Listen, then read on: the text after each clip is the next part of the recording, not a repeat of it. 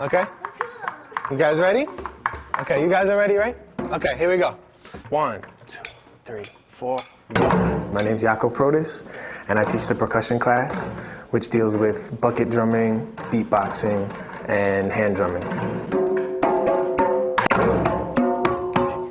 The students that I work with in the percussion class are 5th and 6th graders.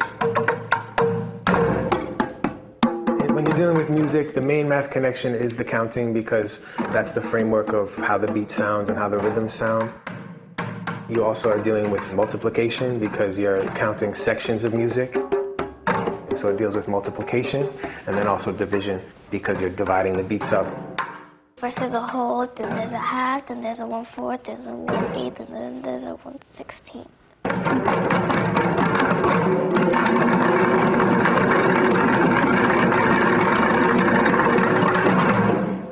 Cool. Give a clap. How are math and music connected? Divya. Math and music is connected because they have like notes, called half notes, quarter notes, eighth notes, and whole notes, and all of those have to do with fractions. So when we're playing music, how can math help us play our beats or play whatever we're playing better? Evelyn. It can help us by using math by dividing each beat so the beat could sound better. And what other ways? If you're counting, you could it won't mess up the tempo. Okay, so you have to keep the tempo and you have to keep track of how many times you do things, right? Yeah. Okay. And Arshi? It keeps rhythm and you kind of understand what you're playing because you stay in order. Right, so it helps us keep track of things and keep everything in order.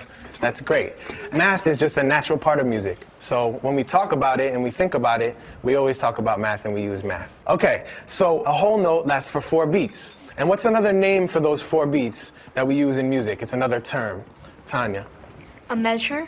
A measure, okay? And a measure is just another name for those 4 beats, and that's the way that we measure music and we keep track. We keep count of the music. Okay? And so, we already said we have the whole note, we have the half note, and as we continue to divide the beat smaller and smaller, what's our next division? The name of the notes that you have in Western music, that style of notation, they're actually named after fractions. So when you write it down, you write it 1/8. That's the 8th note. So that one piece of that is one piece of the 8. You know, it's really based on the total. Drumming has helped me in math class by the fractions that we learned. I was never good in fractions, but then taking drumming class helped me because learning about the beats, so that helped me a lot. This one is a piece that's based off of a reggae beat, right? The one we've been working on. And in this piece, we have 2 groups. We have group 1 over here, which is 2, 4, 6 people, and we have group 2, which is 2, 4, 6 people. So group 1 does a rhythm for 1 measure, okay? Group 2 does a rhythm for 1 measure. You guys repeat that section again, 1 measure each, right? So how many measures is that? 4. Say again? 4. 4 measures, okay. Group 1 is gonna do an 8-measure beat. Group 2 is gonna do an 8-measure beat. We do exercises where we figure out what the total amount of measures are so that we know from start to finish where we're going. 32. Okay, excellent. So we have 32 measures, okay?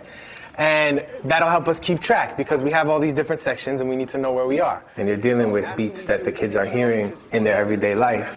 You want to approach students on what they are already inspired by, and then from there you can take them in different places. 1, 2, 3, go.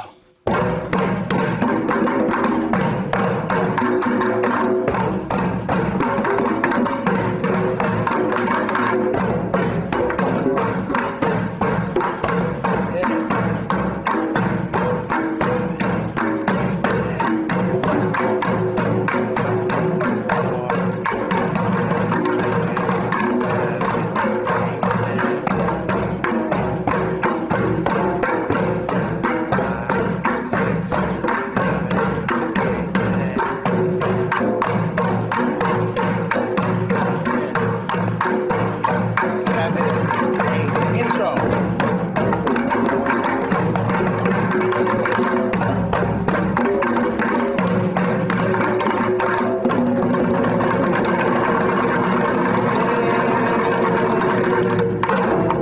Excellent. Give yourselves a clap.